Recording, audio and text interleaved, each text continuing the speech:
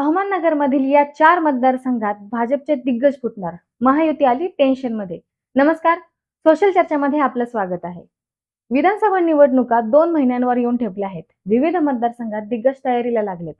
भाजप यावेळी संपूर्ण ताकदीने लढणार असल्याचे चित्र दिसत आहे. त्यानुसार दिग्गज जिल्ह्यात फिल्डिंगही लावली आहे.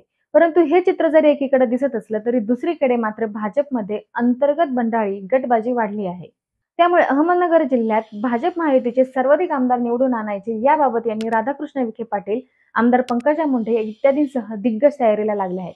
परंतु गटबाजीमुळे मोठे आव्हान त्यांच्या पुढे उभे येऊन राहिले आहे. व्हिडिओला सुरू करण्यापूर्वी आमचे नवनवीन व्हिडिओ आपल्यापर्यंत पोहोचण्यासाठी चॅनलला सबस्क्राईब करा.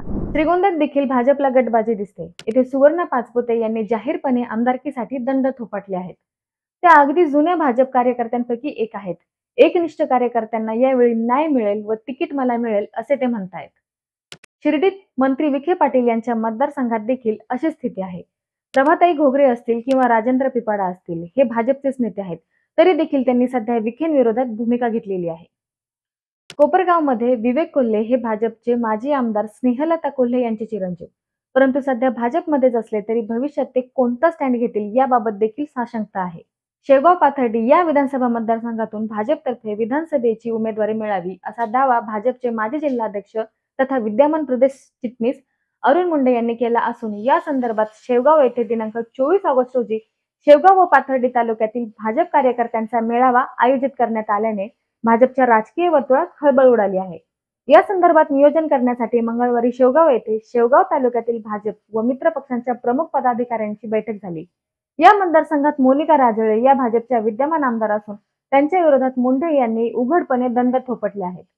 भारतीय जनता पक्षात गेल्या 20 वर्षांपासून एकनिष्ठ राहून काम केले आहे. आता सामान्य माणसांचा प्रतिनिधी विधानसभेत घेतला पाहिजे यासाठी काम करीत आहोत.